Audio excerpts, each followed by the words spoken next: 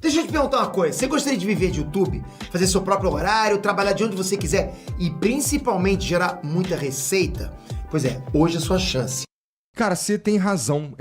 Quando você veio aqui da outra vez, o clima tava mais leve, porque, putz, cara, quando a gente tá falando de candidatura, especialmente uma campanha que é uma campanha meio bagunçada, como essa campanha que a gente tá vendo agora em São Paulo. Total.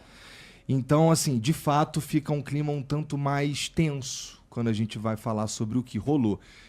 Por exemplo, uma das coisas que eu não gostaria de te perguntar e que eu vou ter que te perguntar é: um cara com 67 anos saiu do ponto que ele tava pra ir dar na cara do Pablo Marçal, cara.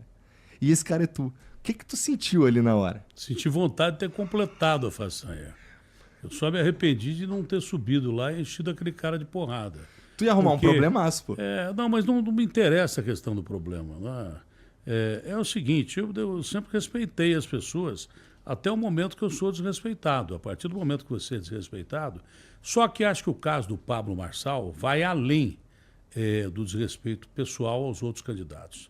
Primeiro, o que ele faz de um enorme poder de decidir uma eleição, que é o debate extremamente democrático. Você vê nos Estados Unidos o nível dos debates.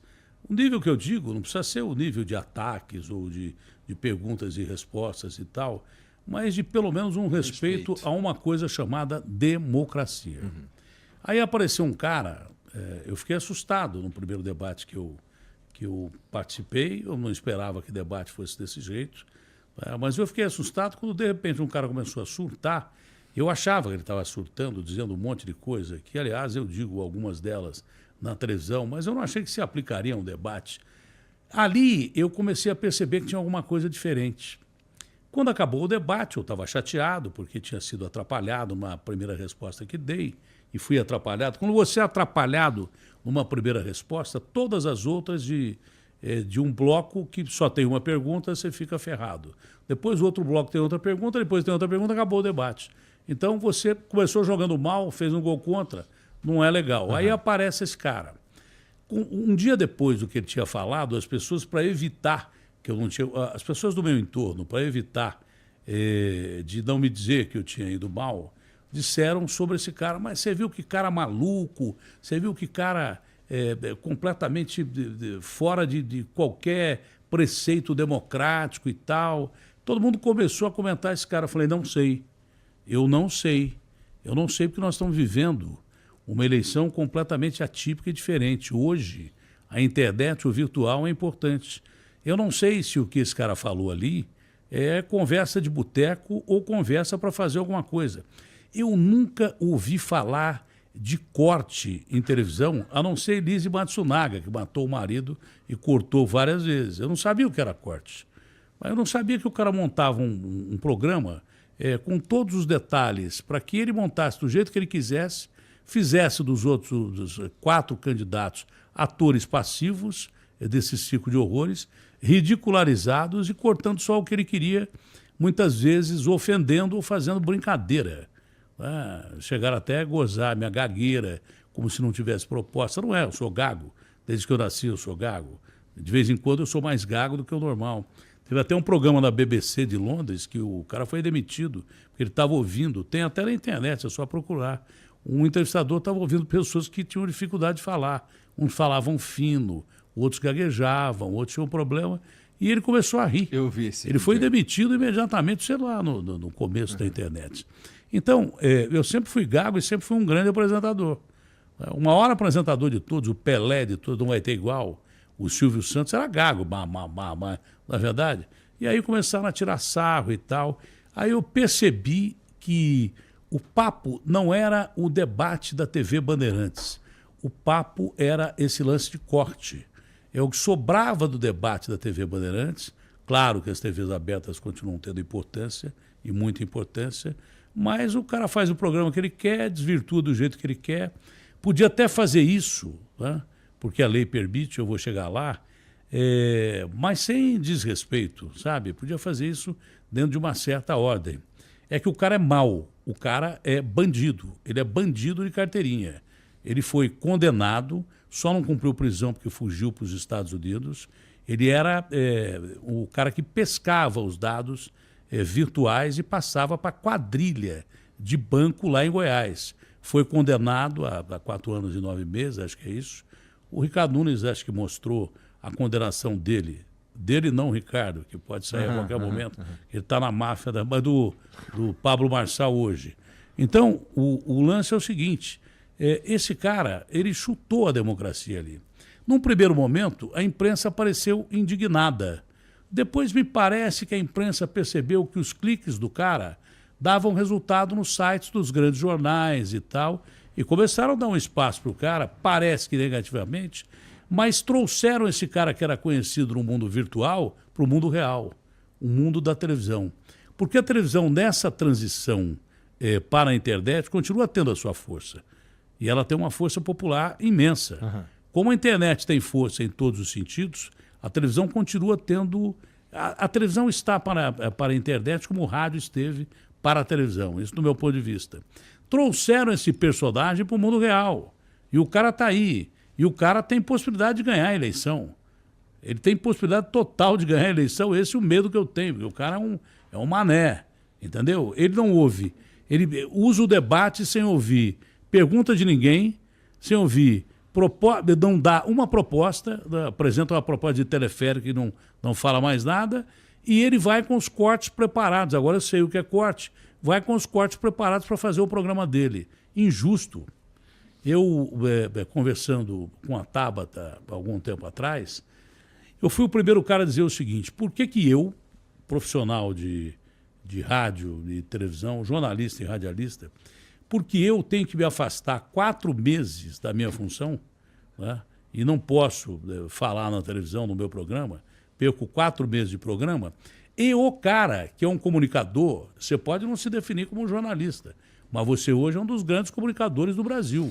Porque isso aqui é comunicação absolutamente pura, absolutamente, devidamente pura, atingindo um público excepcional, um público que tem alguns imbecis, tem, de fato tem alguns imbecis. Mas a maioria é de médico que sabe o que fala sobre uma cirurgia, a maioria é de delegados que entendem de segurança, a maioria é de garis que sabem o que é varrer uma rua, a maioria de porteiro que sente o drama de quem vai entrar num prédio para te roubar, a maioria de gente que quer conversar e se inserir no contexto como no mundo normal. A televisão era mais ou menos uma coisa que te alienava disso. Eu acho importante a chegada da internet para isso. Se você desvirtua um meio como esse, e a lei não percebeu isso, a lei tinha que ser mudada.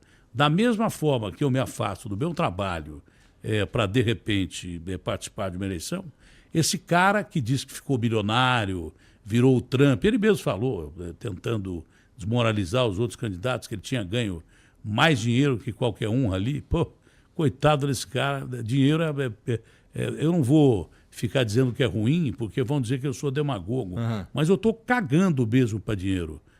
Tanto que eu fujo de dinheiro. O dinheiro me procura, mas eu sei mais perder do que ganhar. O lance é o seguinte, esse cara não poderia, nem ele, nem ninguém, se candidatar com o programa dele no ar, no meio de comunicação, que hoje é tão importante quanto a TV, quanto o rádio. Por que eu tenho que me afastar? Né? E, de repente, ele pode usar a televisão para fazer a propaganda que ele quer. Hoje o mundo está falando do Alexandre de Moraes e do ex, não é verdade? Porque falta de liberdade de expressão e tal. Isso é um problema que não vem ao caso, que nem interessa discutir aqui. Se quiser discutir, tudo bem, mas acho que não interessa. O lance é que um cara está fazendo de uma eleição para a cidade mais importante do país, uma das mais importantes do mundo, das 10 maiores cidades do planeta, está fazendo de uma eleição uma baderna virtual. Porque que adianta o debate? Essa onda? Não, só ter lei. Ele não deveria. Ele não deveria, pela lei eleitoral, poder permanecer com o programa dele no ar do mesmo jeito que eu não posso permanecer com o meu programa no ar. Mas no caso do eu tenho que me afastar. Por exemplo, se eu me candidato, eu concordo contigo e eu acho que... Você pode fazer o seu programa que você estava fazendo agora há pouco, entrevistando quem você quiser. Tudo bem, mas eu... Só não podia falar de política. Como eu podia fazer programa de TV sem falar de política. Essa é a minha modesta opinião, porque eu deixei de ter a arma da comunicação, entrando dos locais que eu sempre entrei, e o cara usou exatamente na antítese do que a gente está falando, ao contrário do que a gente está falando. O cara usou o programa dele para fazer isso. E não tem volta, porque o primeiro debate foi importante, até agora os debates foram importantes, e até agora, até cortarem o barato do cara, ele continuou a fazer isso. Então, foi desproporcional. Para essa eleição, dá tempo? Não dá tempo, mas para as outras eleições eu acho que a justiça eleitoral tem que ser refeita. Como o Código Penal tem que ser refeito, não se adequa ao país, a justiça eleitoral tem que refazer as leis para uma eleição. Se é para um, tem que ser para o outro. Ou libera para todos, ou não libera para ninguém. O cara podia até fazer o programa dele, fazendo negócio de subir montanha e deixando os caras lá em cima para o bombeiro pegar. Sei lá o que ele faz, né? Porque eu nunca acompanhei direto, mas não me parece que é uma coisa das mais legais. Ele podia continuar fazendo essa merda que ele faz e de repente, não falar de política e nem usar debates de televisão para tirar sarro. Não é só nos candidatos, principalmente naquele que é, para mim, o principal objetivo de uma eleição. Não é partido e muito menos o candidato. O principal ator de uma eleição é o eleitor. Pois é. E nesse caso, nessas eleições, está um pouco bagunçado, está difícil de escolher no sentido de agora, por exemplo, tu, a Tabata, vocês estão vivendo numa situação que, putz, como é que tem o voto útil, tá ligado? Então, o voto útil... Tem o voto envergonhado. Ainda pode roubar, ainda pode retirar ainda mais intenções de voto. Cara, e aí tudo isso que está acontecendo nessas eleições aí alteraram, tenho certeza, completamente o que estava planejado lá há uns meses atrás. Eu tenho maqueteiros bons pra caramba. São considerados craques aí no nosso time de maqueteiros, entre os maqueteiros mesmo, eles se falam, são maqueteiros de primeira qualidade, mas é aquilo que eu falei, depende do candidato, cara. Eu achei que como comunicador de televisão eu fosse me adaptar a debates e arrebentar a boca no balão, ia deixar aqueles mané tudo de boca aberta e tal. Não é assim. Eu não me adaptei ao debate, não gosto de debate até agora. Até agora não me adaptei, mas não gosto. Você tem que falar em 1 minuto coisas seríssimas. Você tem que discutir em 1 minuto, fazer uma pergunta em 1 minuto, abordando temas sérios. Você tem que falar sobre Cracolândia numa resposta de 4 minutos. Como é que você vai falar sobre Cracolândia em 4 minutos se todos os prefeitos que entraram desde o surgimento da Cracolândia não conseguiram resolver o problema da Cracolândia? Então, sobre isso, vamos lá. Hoje eu estava conversando com o moleque no carro, a gente foi treinar para ficar mais forte. Sobre, cara, eu queria que São Paulo fosse exemplo pro resto do Brasil em alguma coisa. Em tudo pode ser. Pois pode ser num monte de coisa.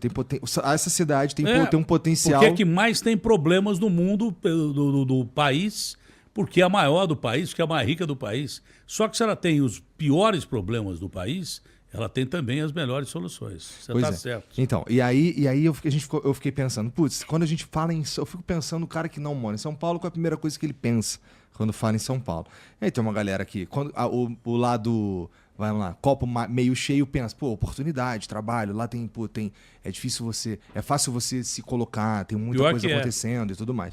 E o cara do copo meio vazio, tem Cracolândia, tem violência, tem PCC, tem não sei o que e tudo mais. Você vê ter o melhor e o pior dos dois mundos. Pois é.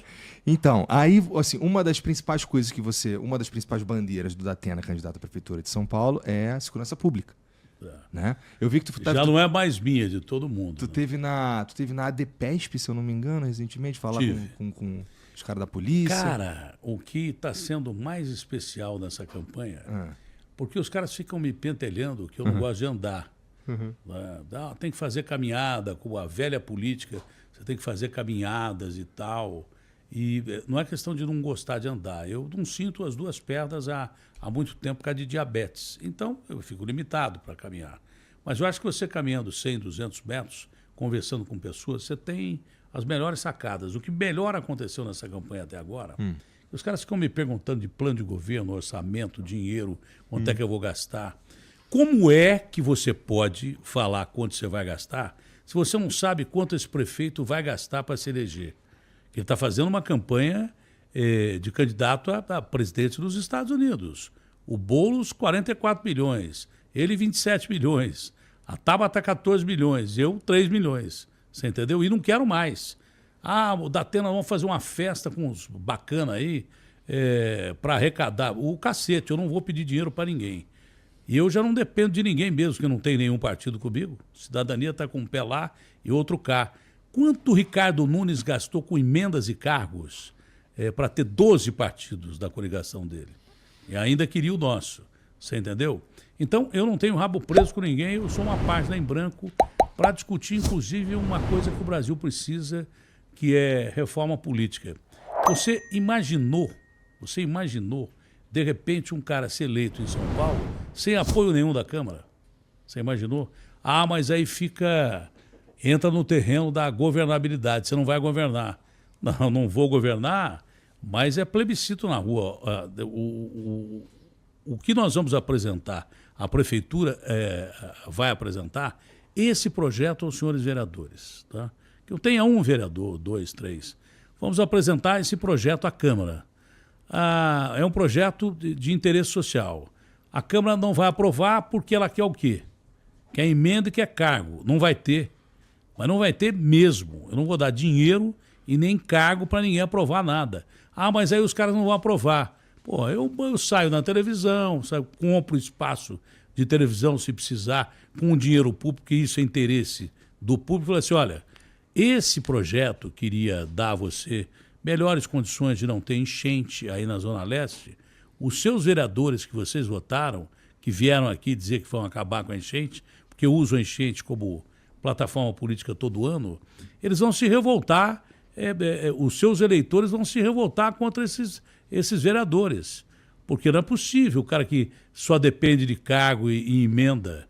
Outra coisa, não vai ter cargo comissionado em subprefeitura. Subprefeituras são 32 e são importantes pra caramba. Eles botam lá cargo comissionado de quem eles querem. Não, o subprefeito vai ter que ser da região e, de preferência, talvez até uma eleição para ver quem é o cara para representar a subprefeitura, que é o cara que nasceu ali, que é o cara que sofreu ali, que é o cara que sabe dos problemas da subprefeitura ali dentro.